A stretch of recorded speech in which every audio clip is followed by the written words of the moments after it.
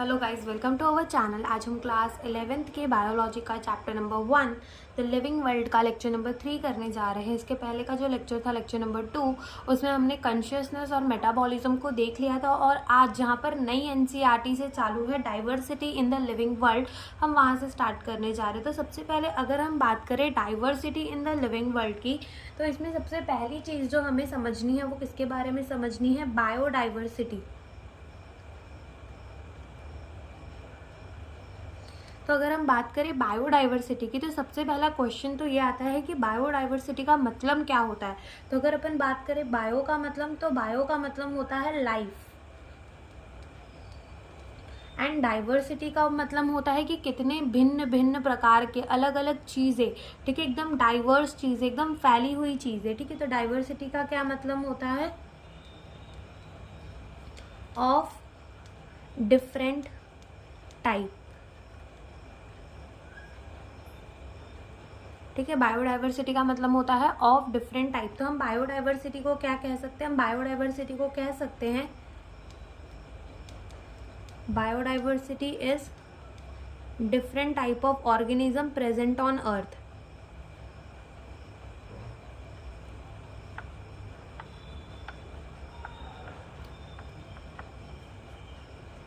Present on earth, ठीक है। तो ये बायोडाइवर्सिटी जो है ये बहुत ज़्यादा रेंज वाली होती है, यानी कि बहुत ज़्यादा अलग अलग प्रकार के हमें जो ऑर्गेनिज्म है वो अर्थ के अंदर देखने को मिल जाते हैं, ठीक है। बहुत टाइप के ऑर्गेनिज्म हमें देखने को मिल जाते हैं। तो बहुत टाइप के अगर हम कहें तो बहुत, यानी कि कितने टाइप के ऑर्गेनिज्म हमको देखने को मिल जाते हैं, तो इसका एक स्पेसिफिक नंबर है, दैट इज, वो नंबर क्या है? 1.7 to 1.8 मिलियन स्पीसीज जो हैं वो हमें अपने अर्थ के अंदर देखने को मिल जाती है। कितनी species? 1.7 to 1.8 million species are identify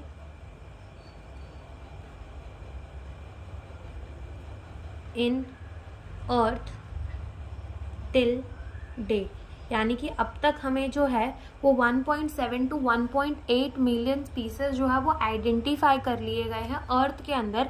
तो अगर हम बात करें 1.7 to 1.8 मिलियन स्पीसीज, तो ये बहुत ज़्यादा नंबर, बहुत ज़्यादा हो जाता है। अगर मान लो अगर हम बात करें ह्यूमन की, तो पूरे अर्थ के अंदर 800 करोड़ ह्यूमन पाए जाते हैं, 800 करोड़ इंसान पाए जाते हैं।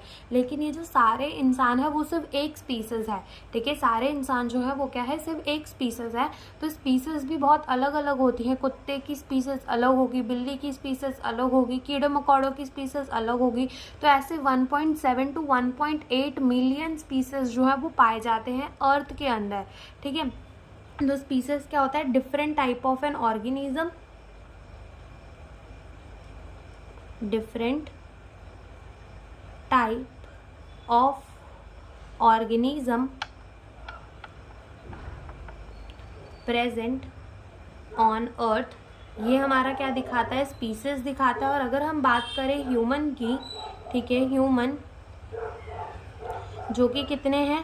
800 करोड़, ठीक है, किसमें? On earth. ये क्या रिप्रेजेंट करते हैं? रिप्रेजेंट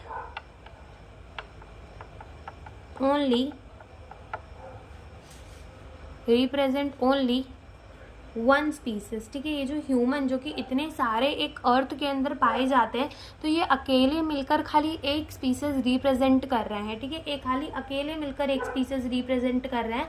तो 1.7 to 1.8 मिलियन स्पीसीज, सोचो कितने ज़्यादा हो जाते होंगे, ठीक है। अब ह्यूमन जो है वो क्यों एक ही स्पीसीज है? क्योंकि वो फंडामेंटली सिमिलर है। अब फंडामेंटली सिमिलर होने का क्या मतलब होता है? फंडामेंटली सिमिलर होने का मतलब, अगर हम ह्यूमन की बात करें तो उनके पास 2 आँख होती हैं, 1 नाक होती है, 1 मुंह होती है, 2 कान होती है, 2 हाथ होते हैं, 2 पैर होते हैं, सबके पास ऑर्गन सिस्टम होता है, ठीक है। सबके पास डाइजेस्टिव सिस्टम होगा, रेस्पिरेटरी सिस्टम होगा। तो वो फंडामेंटली सिमिलर है, इसीलिए वो एक स्पीसीज बना रहे हैं अलग अपना, ठीक है। यहाँ पे हम लिख देते हैं कि human on earth represent only one species because they are fundamentally similar,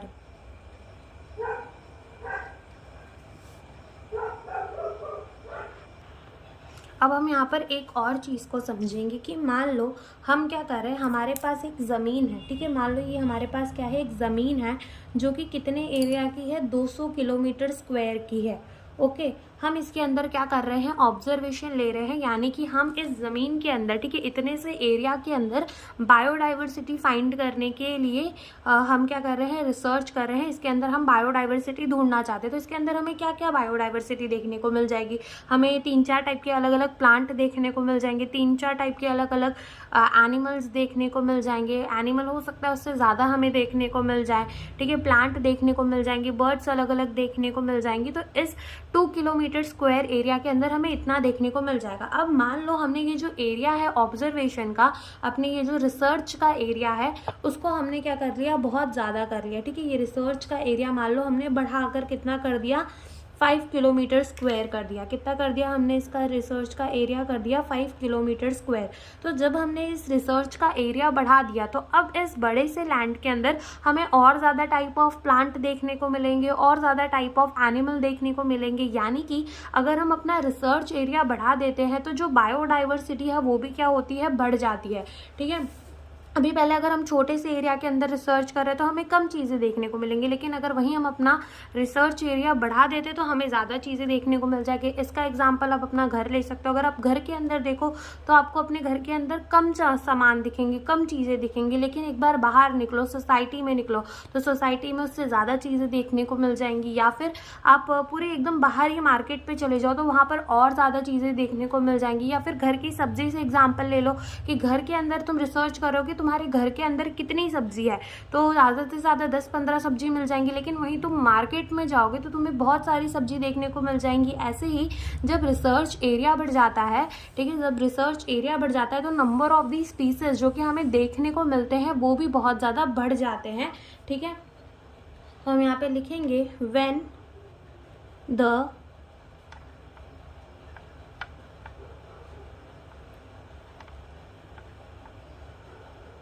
research area increases, number of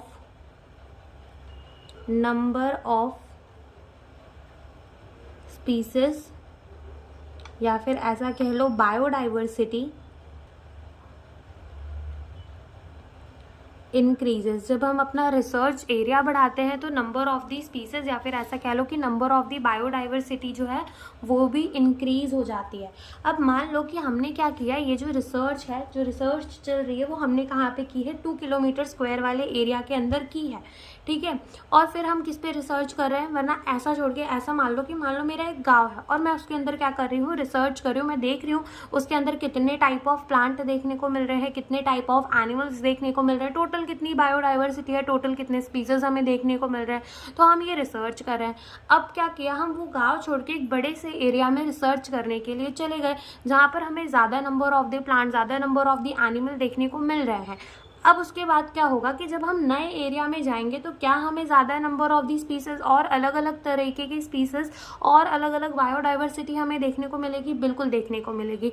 अब जब हम लौट के फिर से अपने गांव में आएंगे जहाँ पर हमारा एरिया कम था और हमने वहाँ पर रिसर्च पहले कर चुके थे, लेकिन नए जगह में जाएंगे तो हमें और ज़्यादा बायोडाइवर्सिटी देखने को तो मिलेगी, नए स्पीसीज तो देखने को मिलेंगे, लेकिन हो सकता है कि जब हम अपने पुराने वाले एरिया में आए जहाँ पर रिसर्च हमारी पहले से हो चुकी है, वहाँ पे भी हमें नए स्पीसीज देखने को मिल जाएंगे। क्यों देखने को मिल जाएंगे, इंसान, अगर हम बात करें इंसान की, तो इंसान क्या है, गलतियों का पुतला। तो हो सकता है कि पहले रिसर्च में कुछ गलती हो गई हो और 1-2 स्पीसीज छूट गए हो काउंट करने में, तो वो हमारा एक आ जाएगा कि उसमें हमें ओल्ड एरिया में जाने के बाद भी रिसर्च में हमें नई स्पीसीज देखने को मिल जाएंगे। और हो सकता है कि स्पेशिएशन हो गई हो। स्पेशिएशन का मतलब होता है कोई नए ऑर्गेनिज्म का बनना, कोई नई स्पीसीज का बनना, ठीक है, एक अलग से कोई नई स्पीसीज बन जा रही है, तो हो सकता है कि उस एरिया के अंदर स्पेशिएशन हो गई हो, ठीक है। तो यहाँ पे हम लिखेंगे कि if we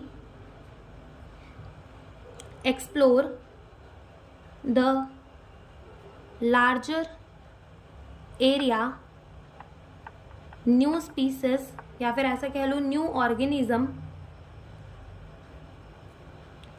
is found, but even when we visit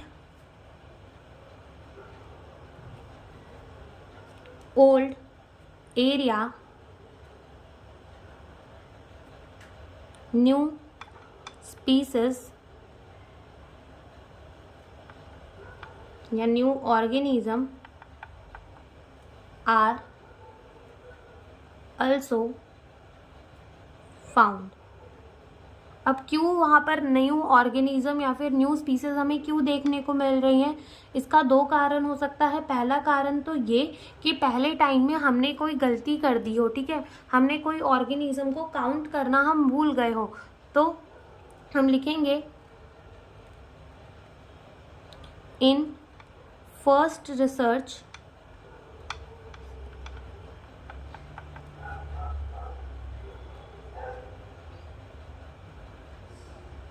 some organism must be left, और दूसरा कारण ये है कि स्पीशिएशन इज डन। हो सकता है कि उस एरिया के अंदर क्या हो गई हो, स्पीशिएशन हो गई हो। स्पीशिएशन का क्या हो मतलब होता है, न्यू स्पीसीज का बनना, फॉर्मेशन ऑफ न्यू स्पीसीज, ठीक है। न्यू स्पीसीज के बनने को ही क्या कहते हैं, स्पीशिएशन कहते हैं, ठीक है। तो हो सकता है कि ये न्यू स्पीसीज वहाँ पर बन गई हो, वहाँ पर क्या हो गई हो, स्पीशिएशन हो गई हो। तो सबसे पहले हम फटाफट से रिकैप करते हैं कि इस पेज के अंदर हमने क्या पढ़ा। हमने देखा बायोडाइवर्सिटी, बायो का मतलब होता है लाइफ एंड डाइवर्सिटी का मतलब होता है अलग अलग टाइप के। तो हमारे अर्थ के अंदर हमें बहुत अच्छी खासी बायोडाइवर्सिटी देखने को मिल जाती है, बहुत अलग अलग तरीके के प्लांट एनिमल हमें देखने को मिल जाते हैं। तो ये जो डाइवर्सिटी है वो 1.7 टू 1.8 मिलियन स्पीसीज हमें अब तक अपने अर्थ के अंदर देखने को मिल चुके हैं। ये स्पीसीज जो होते हैं वो डिफरेंट टाइप के ऑर्गेनिज्म होते हैं जो कि हमारे अर्थ के अंदर प्रेजेंट होते हैं। अगर अपन ह्यूमन की बात करें जो कि इतने ज़्यादा संख्या में है तो वो अकेले मिलकर एक स्पीसीज बनाते हैं। क्यों? क्योंकि वो फंडामेंटली सिमिलर है। फिर हमने देखा कि जब हम अपने रिसर्च एरिया को बढ़ाएंगे तो नंबर ऑफ दी स्पीसीज या फिर नंबर ऑफ दी बायोडाइवर्सिटी यानी कि हमारी जो बायोडाइवर्सिटी है वो भी इंक्रीज करेगी। और अगर हम एक्सप्लोर करते हैं लार्जर एरिया को तो नया ऑर्गेनिज्म हमें देखने को मिलेगा, ठीक है। But when even we visit the old area, जब हम अपने ओल्ड एरिया को विजिट करेंगे जहाँ पर रिसर्च हमने पहले से कर ली है, वहाँ की बायोडाइवर्सिटी हमने देख लिया, तो हो सकता है तब भी हमें न्यू ऑर्गेनिज्म देखने को मिल जाए। इसका दो कारण हो सकता है। पहला ये कि पहले रिसर्च में कोई ना कोई ऑर्गेनिज्म जो है वो काउंट करने से छूट गया होगा, और दूसरा ये हो सकता है कि स्पीशिएशन हो गई हो सकता है कि उस एरिया के अंदर क्या हो गई हो, स्पीशिएशन हो गई हो। और अब हम देखेंगे कि नॉमेनक्लेचर क्या होता है। अब ये नॉमेनक्लेचर का मतलब होता है नाम रखने की प्रक्रिया। तो अगर हम बात करें कॉमन नेम की, ठीक है, मान लो जैसे कि हमारे कॉमन नेम, ठीक है, यानी कि अगर कोई प्लांट है तो उसको एक गांव में कोई इंसान कुछ और बोल रहा है, दूसरे गांव में जाओगे तो वही प्लांट को कोई दूसरा इंसान जो है वो अलग नाम से बुलाएगा। ऐसे ही मेढक का एग्जाम्पल ले लो तो उसको कोई फ्रॉक कहेगा, कोई मेढक कहेगा, ठीक है। ऐसे ही गुजराती में उसको कुछ अलग कहते हैं, मराठी में कुछ अलग कहते हैं। यानी कि ये जो लोकल नेम होते हैं वो बहुत ज़्यादा कन्फ्यूजन क्रिएट कर देते हैं, ठीक है, बहुत ज़्यादा कन्फ्यूजन क्रिएट कर देते हैं।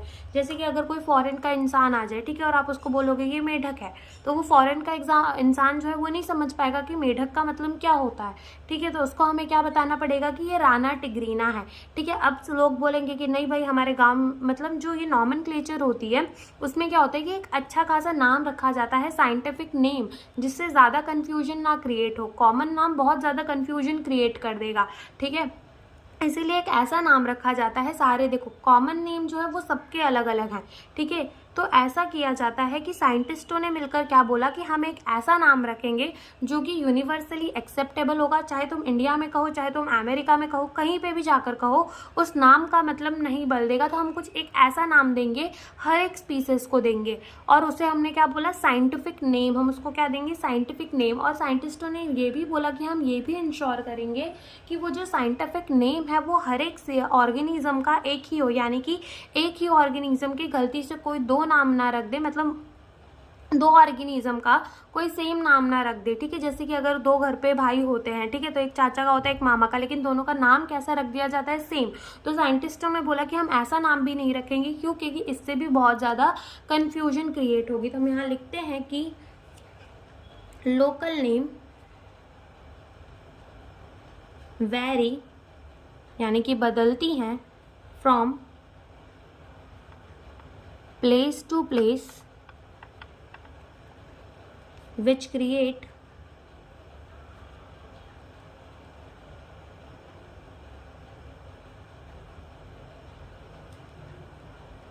Confusion.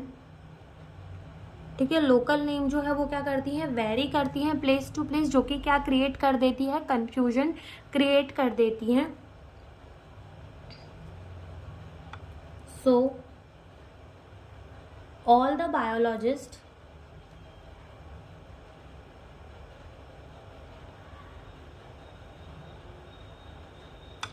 decided to give the all the biologist, यानी कि उस समय के जितने भी बायोलॉजिस्ट थे जिन्होंने ये पाया कि ये लोकल नेम की वजह से बहुत ज़्यादा कन्फ्यूजन क्रिएट होती है, तो हम क्या करेंगे, एक साइंटिफिक नेम देंगे हर एक ऑर्गेनिज्म को। क्या देंगे, एक साइंटिफिक नेम देंगे। तो यहाँ पे लिखते हैं कि so all the biologist decided to give the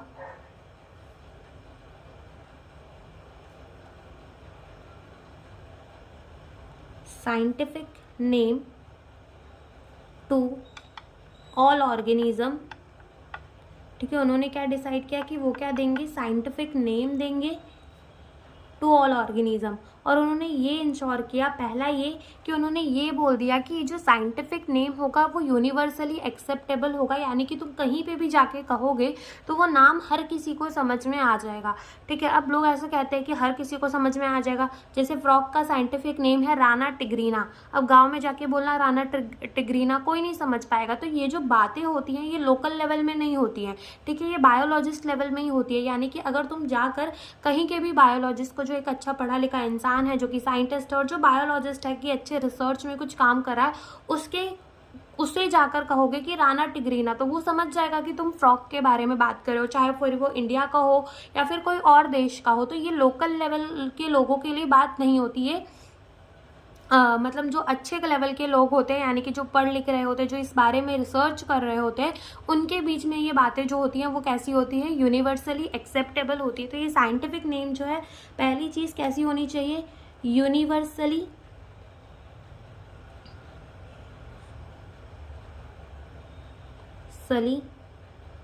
acceptable होनी चाहिए। दूसरी बात, ये कैसी होनी चाहिए, scientific name ensure that no organism given the same name, कि किसी भी ऑर्गेनिज्म को जो है वो सेम नेम ना मिल जाए, यानी सब हर एक ऑर्गेनिज्म का इंडिविजुअल अलग अलग नाम हो। तो ये दो चीज़ जो है वो साइंटिफिक नेम जो है वो इंश्योर करती है। ठीक है, अब यहाँ पर क्या है कि हम सबसे पहले ये तो हमने देख लिया कि लोकल नेम कन्फ्यूजन क्रिएट करती थी, इसलिए सारे बायोलॉजिस्ट ने बोल दिया साइंटिफिक नेम देंगे। साइंटिफिक नेम जो होगा वो यूनिवर्सली एक्सेप्टेबल होगा और ये इंश्योर करेगा कि कोई सेम ऑर्गेनिज्म को, कोई दो अलग ऑर्गेनिज्म को सेम नेम ना दे दिया गया हो। ये इंश्योर करेगा कौन, हमारा साइंटिफिक नेम। फिर बात करें किसकी, नॉमेनक्लेचर की। तो नॉमेनक्लेचर क्या होता है, procedure to give the name to organism. ठीक है, नॉमेनक्लेचर क्या होता है, नाम देने की प्रक्रिया को ही क्या कह देते हैं, नॉमेनक्लेचर कह देते हैं। ठीक है, इसी को क्या कह देते हैं, नॉमेनक्लेचर कह देते हैं। अगर अपन बात करें इस नॉमेनक्लेचर की, तो प्रिंसिपल्स फॉलो होते हैं नॉमेनक्लेचर देने के लिए। यानी कि कोई भी आएगा और कह देगा कि भाई इस ऑर्गेनिज्म का हम नाम तो ये देंगे, तो कोई एक्सेप्ट थोड़ी कर लेगा। तो इसके लिए भी क्या होते हैं, बहुत सारे प्रिंसिपल होते हैं। किसी भी ऑर्गेनिज्म का एक साइंटिफिक नेम देने के लिए बहुत सारे प्रिंसिपल्स को फॉलो करना पड़ता है, बहुत सारे रूल्स को हमें फॉलो करना पड़ता है। तो यहाँ पे हम लिखेंगे कि principles are followed for giving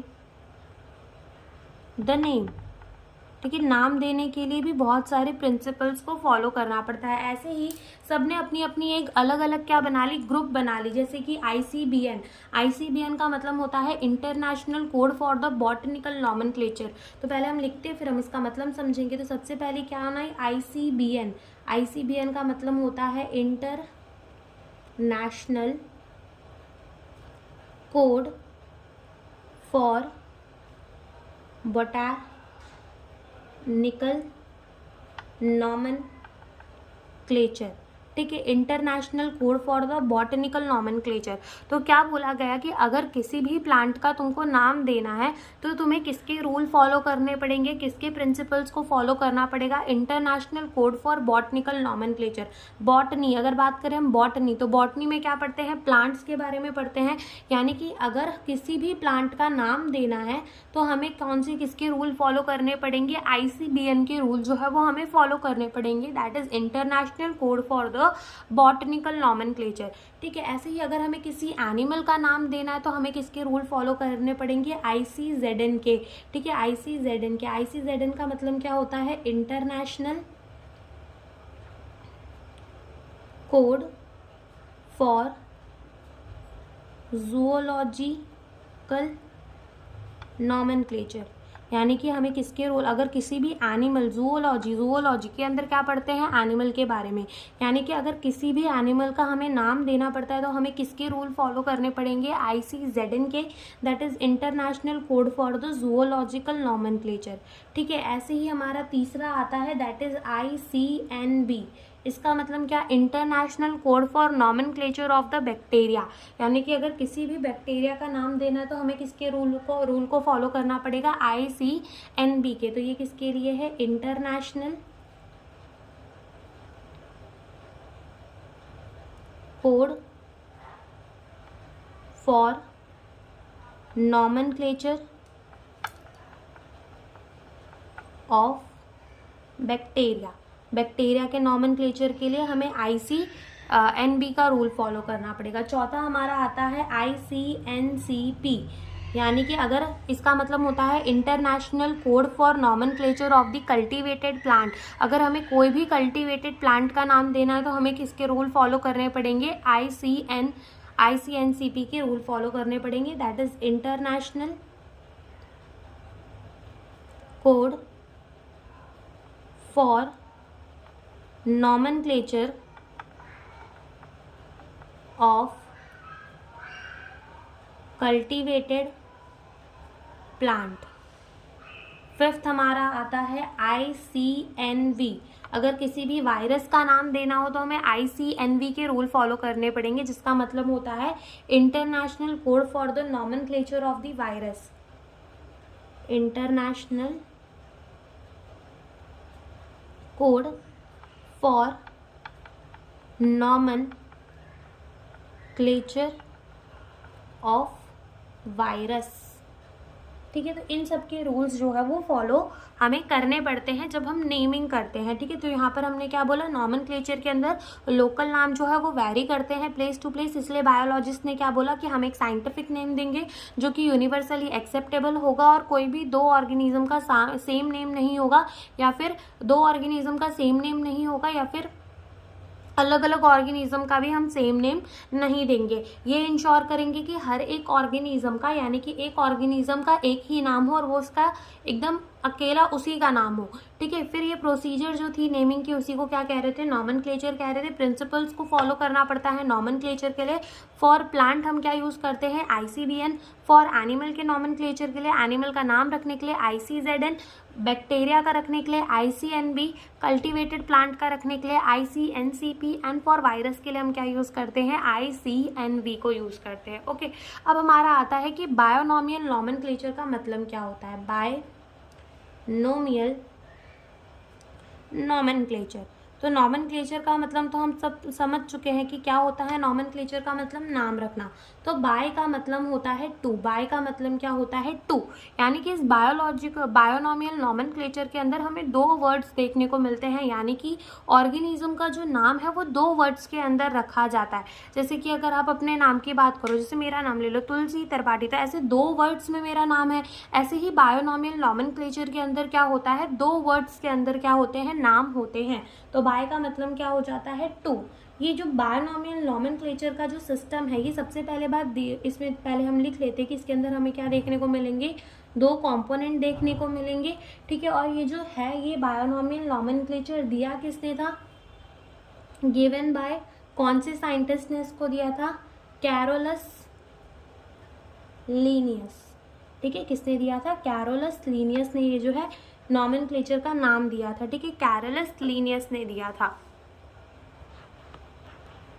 अब यहाँ पर हम एक एग्जाम्पल से ये बायोनॉमियल नॉमेनक्लेचर के सारे रूल्स को देख लेंगे और समझ लेंगे कि नेमिंग की जो प्रोसीजर है वो होती कैसे।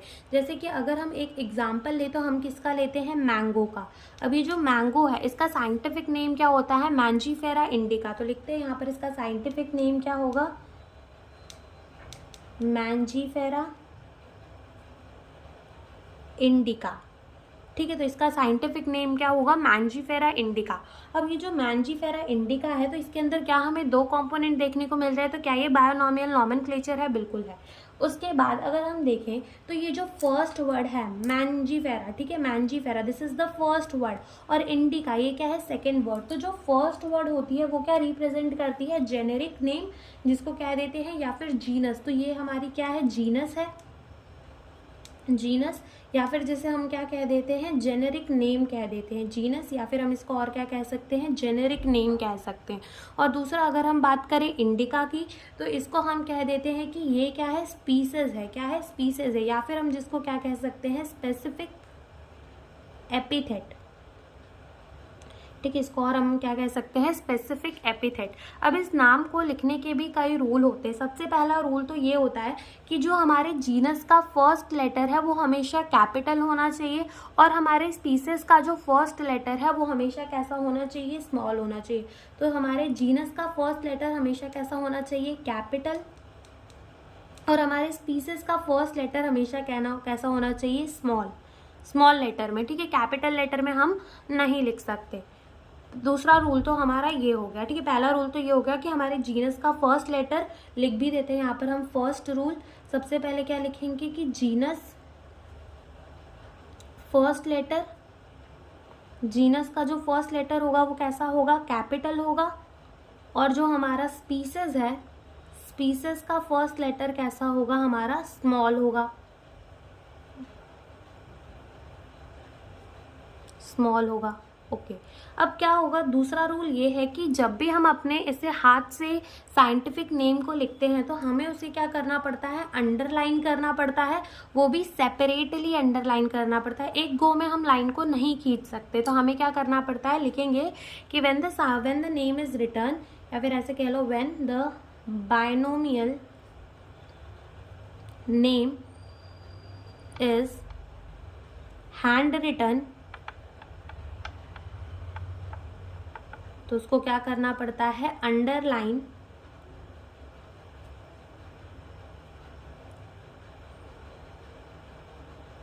उसको क्या करना पड़ता है? अंडरलाइन करना पड़ता है। सेपरेटली हमें उसे क्या करना पड़ता है? अंडरलाइन करना पड़ता है, ओके। तो ये हमारे क्या है? रूल है बायोनॉमियल नॉमेनक्लेचर के। तो हमने क्या बोला? दो वर्ड्स होंगे, तो हमने मैंगो का एग्जाम्पल लिया। फिर हमने बोला जो पहला वर्ड होगा उसको क्या कहेंगे? जीनस, या फिर क्या कहेंगे? जेनेरिक नेम कहेंगे, और जो दूसरा वर्ड होगा उसको क्या कहेंगे? स्पीसीज कहेंगे, या फिर क्या कहेंगे? स्पेसिफिक एपिथेट कहेंगे। जीनस का फर्स्ट लेटर कैसा होना चाहिए? कैपिटल होना चाहिए, और जो हमारा स्पीसीज है, ठीक है, जो स्पीसीज है उसका फर्स्ट लेटर कैसा होना चाहिए? स्मॉल होना चाहिए। और जब भी हम उसको अपने हाथों से लिखे तो हम उसे क्या कर दे? अंडरलाइन कर दे।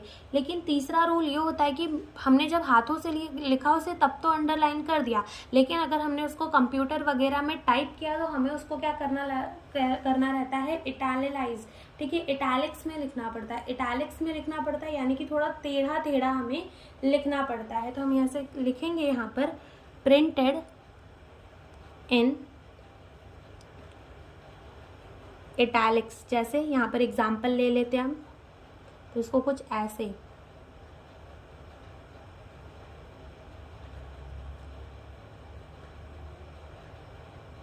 कुछ ऐसे हमें इसको लेटा लेटा हुआ थोड़ा सा लिखना पड़ता है, ठीक है, इटैलिक्स में प्रिंट करना पड़ता है।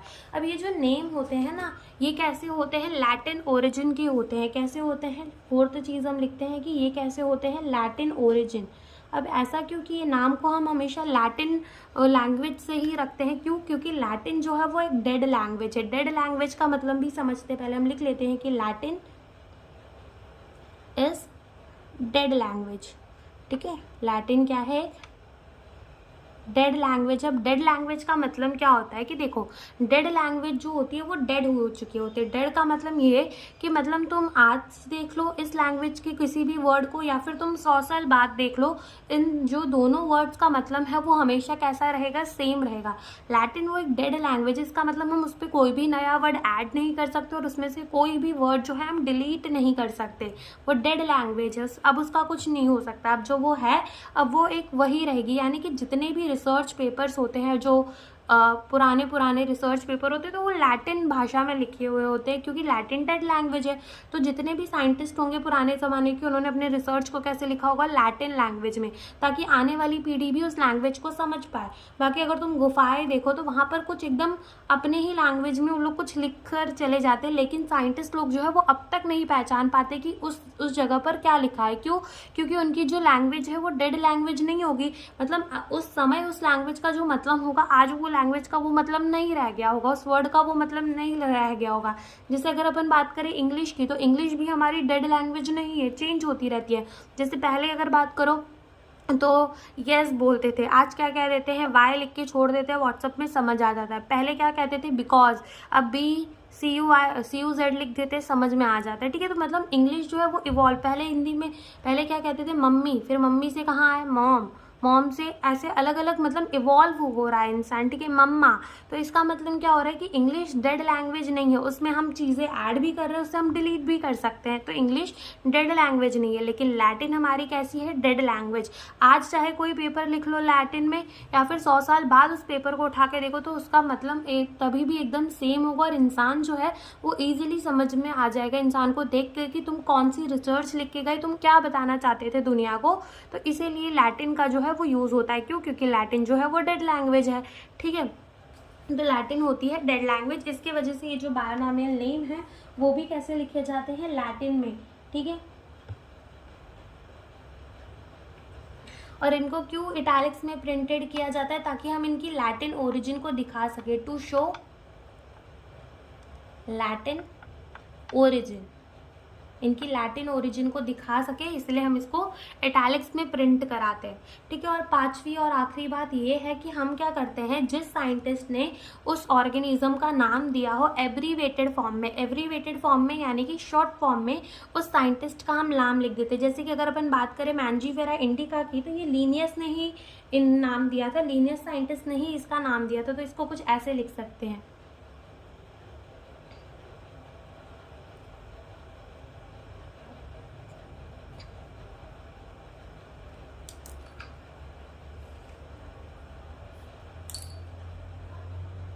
ठीक है। तो इसका नाम हम कुछ ऐसे लिख सकते हैं, मैंजीफेरा इंडिका लेन। तो मैंजीफेरा को सेपरेटली अंडरलाइन कर दिया, पहला वर्ड किस में लिख दिया, कैपिटल, और स्पीसीज का पहला वर्ड किस में लिख दिया, स्मॉल, और ये साइंटिस्ट का नाम लिख दिया कैसे, एब्रीवेटेड फॉर्म के अंदर, ठीक है। साइंटिस्ट का नाम हमने कैसे लिखा, एब्रीवेटेड फॉर्म के अंदर, ठीक है, एब्रीवेटेड फॉर्म। अब इसको हम जो है अंडरलाइन नहीं करेंगे, क्यों नहीं करेंगे, क्योंकि ये लैटिन ओरिजिन का थोड़ी है। अब जैसे कि किसी के वो नाम का मतलब हिंदी में है, तो इसका मतलब ये थोड़ी कि हम उसके नाम को भी लैटिन में कर दे, जो वो नाम है वो नाम है, नाम जो है वो हिंदी तो हिंदी ही रहेगा, ठीक है, नाम नहीं बदलता। इसलिए नाम जो होता है हिंदी में तो हिंदी में, तमिल में तो है तमिल में, तो नाम को हम वैसे ही रहने देते, वो लैटिन ओरिजिन का नहीं होता, उसको हम अंडरलाइन भी नहीं करते। तो बस यहाँ पे लिख देते हैं कि ये नाम किसका है, हम लिख देते हैं indicate the species is first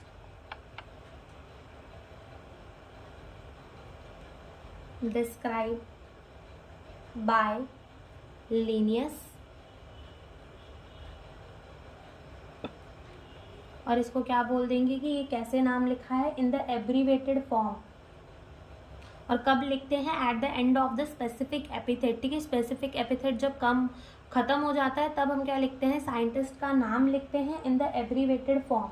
यहाँ पर लिख देते हैं, ये क्या है, नेम ऑफ ऑथर या फिर साइंटिस्ट इन एब्रीवेटेड फॉर्म। तो यहाँ पर हमारी खत्म होती है बायोनॉमियल नॉमेनक्लेचर। ओके, अब इसके बाद हम क्या पढ़ेंगे, टेक्सोनॉमी पढ़ेंगे। तो अगर हम बात करें सबसे पहले टेक्सोनॉमी की, ठीक है, तो टेक्सा का मतलब क्या होता है, हमें सबसे पहले ये पता होना चाहिए कि टेक्सा का मतलब क्या होता है। तो अगर अपन बात करें टेक्सा का मतलब, तो टेक्सा का मतलब होता है ग्रुप या फिर कैटेगरी। किसी भी एनिमल को हम किसी भी ग्रुप के अंदर रख दे, किसी भी एनिमल को हम किसी भी कैटेगरी में डिवाइड कर दे, तो टेक्सा का मतलब कुछ नहीं होता। टेक्सा का मतलब क्या होता है, इट इज द ग्रुप और द कैटेगरी। ठीक है, taxa it is a group, या फिर क्या कह लो कि ये क्या है, कैटेगरी है।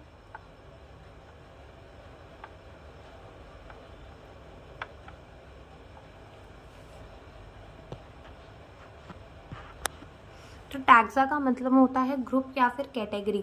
ठीक है, तो ये क्या होता है कि हम ऑर्गेनिज्म को क्लासीफाई कर देते हैं उसके कैरेक्टर को देखते हुए। ठीक है, हम ऑर्गेनिज्म को, हमने एक ऑर्गेनिज्म देखा, मान लो, ठीक है, कोई नया ऑर्गेनिज्म है और हमने उसके कैरेक्टर्स को देखा। कैरेक्टर्स को देखने के बाद हमने उसे क्या कर दिया, क्लासीफाई कर दिया। ठीक है, हमने उसे क्या कर दिया, क्लासीफाई कर दिया डिफरेंट टैक्सा के अंदर। और ये जो प्रोसेस होती है उसी को क्या कहते हैं, टेक्सोनॉमी कहते हैं। उसी प्रोसेस को क्या कह देते हैं, टेक्सोनॉमी कह देते हैं। तो लिखते हैं कि यहाँ पर based on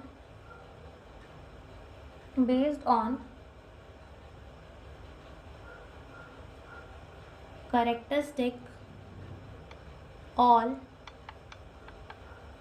living organism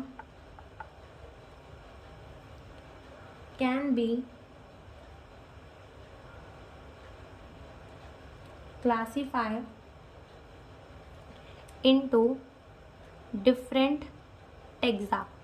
different taxa कह लो या फिर डिफरेंट कैटेगरी कह लो, लेकिन हमने समझ लिया है कि टेक्सा का मतलब क्या होता है, ग्रुप होता है या फिर कोई भी कैटेगरी होती है। तो इसी पे कैरेक्टरिस्टिक को देखते हुए हम सारे लिविंग ऑर्गेनिजम्स को क्या कर देते हैं, क्लासीफाई कर देते हैं डिफरेंट टेक्सा के अंदर। और ये जो प्रोसेस होती है, process is known as taxonomy. और इसी प्रोसेस को क्या कहते हैं, टेक्सोनॉमी कहते हैं। इसी प्रोसेस को क्या कहेंगे, टेक्सोनॉमी कहेंगे। तो हमने क्या बोला, टेक्सा क्या होता है, ग्रुप होती है या फिर कैटेगरी होती है, और बेस्ड ऑन कैरेक्टरिस्टिक हम क्या करते हैं, लिविंग ऑर्गेनिज्म को क्लासीफाई कर देते हैं अलग अलग टेक्सा के अंदर। और इस प्रोसेस को क्या कहा जाता है, टेक्सोनॉमी कहा जाता है। ठीक है, अगर अपन बात करें कन्वेंशनल टेक्सोनॉमी की, ठीक है, तो कन्वेंशनल टेक्सोनॉमी के 4 पिलर होते हैं, 4 स्तंभ होते हैं उसके, कि जिसपे हमारी टेक्सोनॉमी जो है वो टिकी हुई होती है। और वो 4 जो उसके पिलर होते हैं वो होते हैं characterization, identification, classification and nomenclature. ठीक है, ये इसके 4 क्या होते हैं, पिलर होते हैं। कैरेक्टराइजेशन, मान लो कोई एक नया सा ऑर्गेनिज्म मिला है जिसके मैं आपको कुछ कैरेक्टर बताती हूँ, आप भी पहचान जाओगे कि वो ऑर्गेनिज्म क्या है। सबसे पहला तो वो ऑर्गेनिज्म जो है उसकी बॉडी पे क्या है, काइटिन की एक्सोस्केलेटन है। ठीक है, उस पे एनेटीना है, कंपाउंड आइज पाए जाते हैं। ठीक है, एनेटीना है, कंपाउंड आइज पाए जाते हैं। उसके जो थोरैक्स रीजन है उसके अंदर 3 सेगमेंट पाए जाते हैं। ठीक है, एब्डोमेन रीजन के अंदर 10 सेगमेंट पाए जाते हैं। 3 पेयर ऑफ विंग्स होती है जो कि थोरैक्स रीजन से निकलती हैं, और उसके 2 पेयर ऑफ दी विंग है जो कि मीजोथोरैक्स और मेटाथोरैक्स से निकली हुई है। प्रोथोरैक्स से कोई भी विंग निकली नहीं हुई है। तो जब इतने सारे कैरेक्टर्स बता दिए गए तो कोई भी इंसान जो है उसे क्लासीफाई तो कर ही लेगा। तो कैरेक्टराइजेशन, हमने कैरेक्टर देख लिए, देन हम उसका क्या करेंगे, आइडेंटिफिकेशन, यानी कि हम उसको आइडेंटिफाई करेंगे कि वो ऑर्गेनिज्म जो है वो है कौन सा। तो हमने उसको आइडेंटिफाई कर लिया कि वो क्या होगा, कॉकरोच होगा। देन हम उसको क्लासिफिकेशन करेंगे। क्लासिफिकेशन का मतलब हम उसको क्लासीफाई करेंगे कि उसको हमको प्लांट में रखना है, एनिमल में रखना है, फंगी में रखना है, या फिर मोनेरा किंगडम में रखना है, कौन से किंगडम में रखना है हम उसको क्लासीफाई करेंगे। तो हम उसको क्लासीफाई कर देंगे, हमें उसको किस में रखना है, एनिमल किंगडम के अंदर रखना है, एनिमेलिया के अंदर रखना है। अब क्लासिफिकेशन में भी हम और फर्दर क्लासीफाई कर सकते हैं कि एनिमल में तो रखना है, लेकिन वर्टेब्रेट्स में रखना है या नॉन वर्टेब्रेट्स में। तो नॉन वर्टेब्रेट्स में रखना है, नॉन वर्टेब्रेट्स में भी रखना है तो कौन से फाइलम में रखना है, तो ऑर्थ्रोपोडा के अंदर रखना है। तो ऐसे हम उसको और फर्दर क्या कर सकते हैं, क्लासीफाई कर सकते हैं। फिर उसके बाद लास्ट में उसकी क्या आ जाएगी, नॉमेनक्लेचर की हमें क्या देना है, उसका नाम देना है, उसका नामकरण करना है। तो ये टैक्सोनॉमी के 4 पिलर होते हैं जिसके बारे में हम लिखते हैं। हम लिखेंगे there are 4 pillar of conventional taxonomy, और वो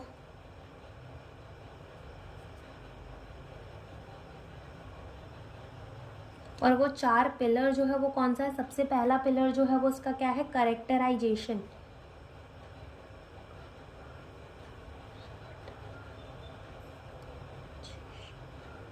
दूसरा जो है वो है आइडेंटिफिकेशन।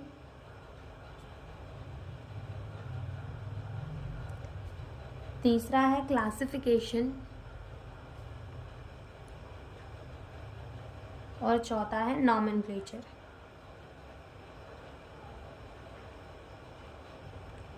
ठीक है, तो ये जो 4 पिलर है ये किसके पिलर है, of the conventional taxonomy. Conventional taxonomy के 4 पिलर है, that is characterization, identification, classification और नॉमेनक्लेचर। तो हम इसका एक एग्जांपल ले लेते हैं। सबसे पहले मान लो हमें कोई एक ऑर्गेनिज्म दिखा, ठीक है, कुछ ऐसा सा वो ऑर्गेनिज्म दिखता है, और उसके यहाँ पर 3 पेयर ऑफ क्या है, लेग है, और 2 पेयर ऑफ विंग है। तो हम उसके कुछ करेक्टर्स लिखते हैं सबसे पहले। तो ठीक है, हम उसके क्या करेंगे, करेक्टराइजेशन करेंगे। हम इसका क्या करेंगे, करेक्टर्स लिखेंगे। तो सबसे पहला करेक्टर तो हम ये लिखेंगे कि इसके पास क्या है, 3 पेयर ऑफ लेग है, जो कि कहाँ से अराइज हो रहे हैं, from the thorax region, arise from thorax region. ठीक है, दूसरा हम इस पे क्या लिख देंगे कि इसके पास क्या है, 2 पेयर ऑफ विंग है, पेयर ऑफ विंग है। और हम इस पे क्या लिख देंगे, थर्ड हम इस पे लिख देंगे कि इसके ऊपर क्या है, काइटिन की एक्सोस्केलेटन है। ओके, चौथा हम इस पे क्या लिख देंगे कि इसके थोरैक्स में कितने सेगमेंट है, थोरैक्स रीजन में इसके 3 सेगमेंट है। ओके, ये भी हमने लिख दिया। और हम इस पे क्या लिख सकते हैं कि इसके एब्डोमेन रीजन में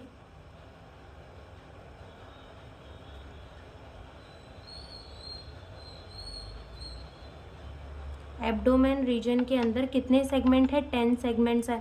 ठीक है, तो हमने इसकी क्या कर ली, करेक्टराइजेशन कर ली। इतने कैरेक्टर्स हमने लिख लिए। किसी को कॉकरोच का एग्जांपल ना समझ आ रहा तो वो ह्यूमन ले ले, ह्यूमन को बोल दे कोई नया ऑर्गेनिज्म मिला है और उसके हमने कैरेक्टर देखे, क्या है, 2 आँख है, 1 नाक है, मुंह है, 2 कान है, 2 हाथ है, 2 पैर है। ठीक है, ये सारी चीज़ें उसकी कैरेक्टर लिख दे। देन सेकेंड स्टेप में क्या होगी, उसकी आइडेंटिफिकेशन। तो पहले हमने उसकी क्या कर ली, कैरेक्टराइजेशन। देन हमने उसको क्या कर लिया, आइडेंटिफाई कर लिया। तो हमने उसको क्या कर दिया, आइडेंटिफिकेशन। तो हम बोल देंगे कि वो कुछ कॉकरोच लाइक है। ठीक है, कॉकरोच लाइक कुछ स्पीसीज है। ठीक है, आइडेंटिफाई कर लिया, यानी कि हमने उसकी क्या कर दे दी, आइडेंटिफिकेशन कर दी। देन हम उसकी क्या करेंगे, क्लासिफिकेशन करेंगे। क्लासिफिकेशन के अंदर हम क्या बोलेंगे कि हम इसको किसके अंदर रख रहे हैं, पहला तो हम कह देंगे हम इसको किंगडम एनिमेलिया के अंदर रख रहे हैं, किंगडम एनिमेलिया के अंदर रख रहे हैं। पर हम फर्दर हम इसे और ज़्यादा क्लासीफाई कर सकते हैं। और चौथा हम इसका क्या कर देंगे, नाम रख देंगे इसको क्लासीफाई करने के बाद। तो क्या होता है, कॉकरोच का साइंटिफिक नेम पेरीप्लैनेटा अमेरिकाना। ठीक है, तो ये इसका क्या हो जाता है, साइंटिफिक नेम हो जाता है। तो ये 4 जो होते हैं वो पिलर होते हैं टेक्सोनॉमी के। टेक्सोनॉमी को हमने बोला, टेक्सोनॉमी का मतलब कुछ नहीं होता, हम ऑर्गेनिजम्स को क्लासीफाई करते हैं उसके कैरेक्टर्स को देख देख के, उसी को हम क्या कह देते हैं, टेक्सोनॉमी कहते हैं। टेक्सोनॉमी के 4 पिलर होते हैं, characterization, identification, classification and nomenclature. ठीक है, ये क्या होते हैं, 4 पिलर होते हैं। अब अगर अपन बात करें मॉडर्न टेक्सोनॉमी की, तो पहले की जो टेक्सोनॉमी थी वो तो ये 4 पिलर पे चल रही थी, लेकिन अगर बात करें जो मॉडर्न टेक्सोनॉमी आई,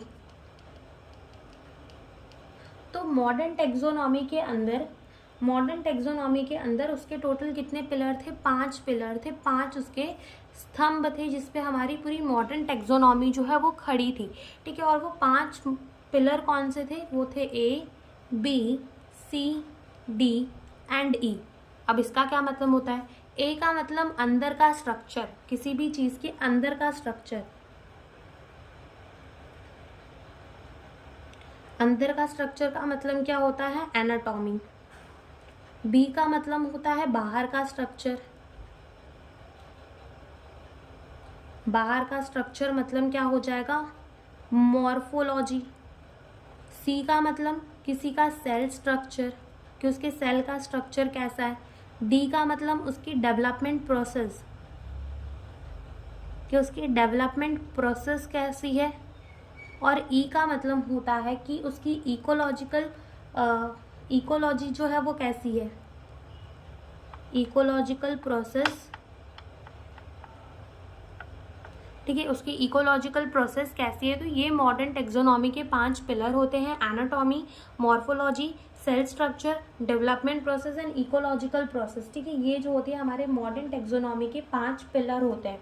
फिर अगर अपन बात करें ओल्ड डेज के अंदर, जब कोई भी साइंटिफिक चीज़ें नहीं होती थी, साइंटिस्ट नहीं थे, तो जो अर्ली मैन थे यानी कि जो एकदम पहले के लोग थे, वो भी ऑर्गेनिज्म को फिर भी क्लासीफाई करते थे। तो वो ऑर्गेनिजम्स को कैसे क्लासीफाई करते थे, on the basis of the uses, कि उनको वो ऑर्गेनिज्म जो है वो यूज कैसे आ रहा है, उस बेसिस में वो ऑर्गेनिज्म को क्या करते थे, क्लासीफाई कर देते थे। जैसे कि किसी ने फूड के लिए क्लासीफाई कर दिया, तो फूड के लिए किसे क्लासीफाई कर देंगे, क्रॉप को, मिल्क को, ठीक है, मिल्क को, मीट को, फिश को, तो उन्होंने फूड के लिए उसे क्लासीफाई कर दिया। ऐसे ही शेल्टर, रहने के लिए, तो शेल्टर के लिए उन्होंने शीशम की वुड, ठीक है, शीशम की जो लकड़ी होती है उसे क्लासीफाई कर लिया कि हाँ ये हमारे रहने के काम आएगी।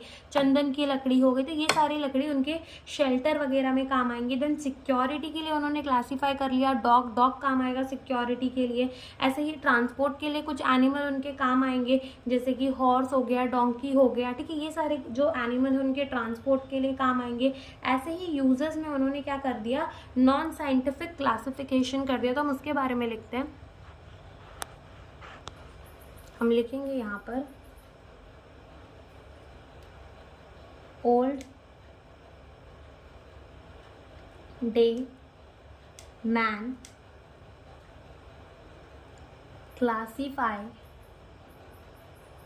The organism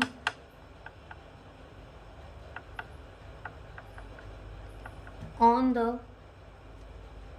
basis of uses, ठीक है, non scientific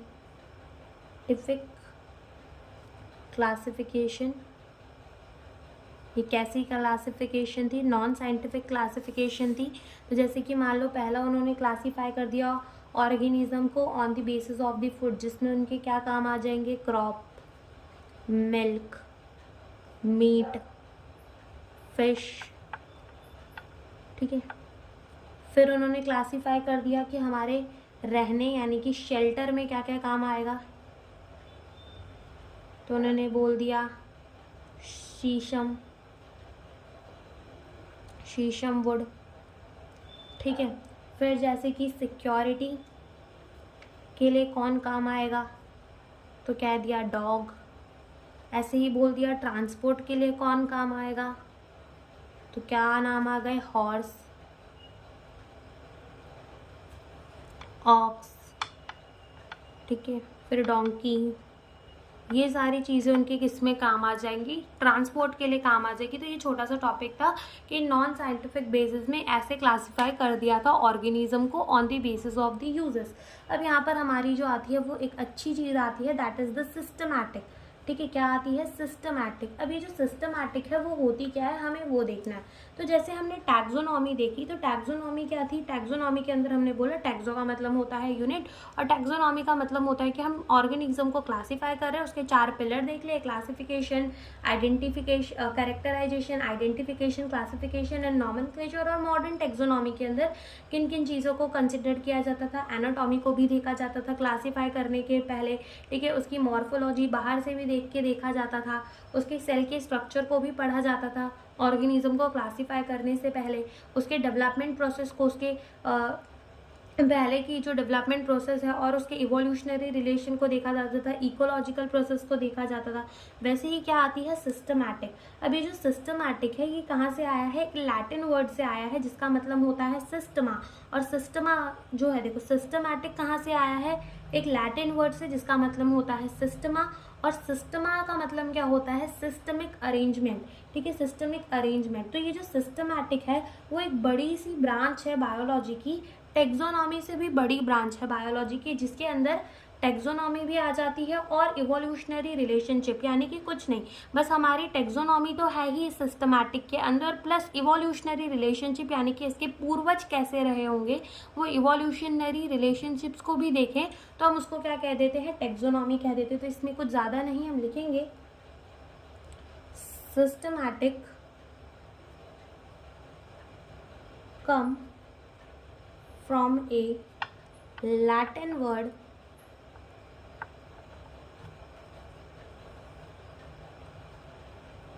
systema, which mean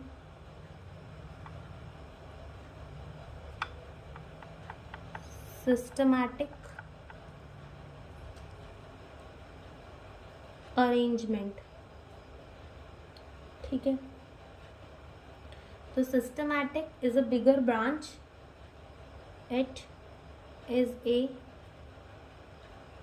bigger branch of biology than taxonomy.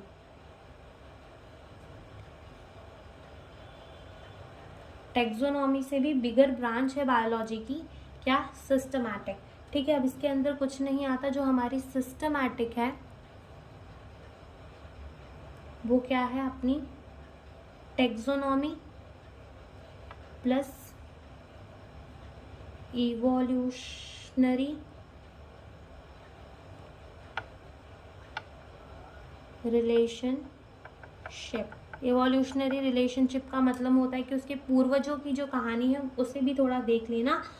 तो ये दोनों चीज़ें मिलकर हमारी क्या बना देती है? सिस्टमैटिक बना देती है। अगर अपन बात करें इवोल्यूशनरी रिलेशनशिप की, तो इसका हम एक एग्जांपल ले सकते हैं। जैसे कि मान लो कि तुम 2 भाई हो और तुम्हारे चाचा के भी 2 भाई हो। अगर पूछा जाए कि तुम और तुम्हारे भाई में, मतलब तुम जो है किससे ज़्यादा सिमिलर होगे, अपने सगे भाई से या फिर अपने चाचा के भाई से?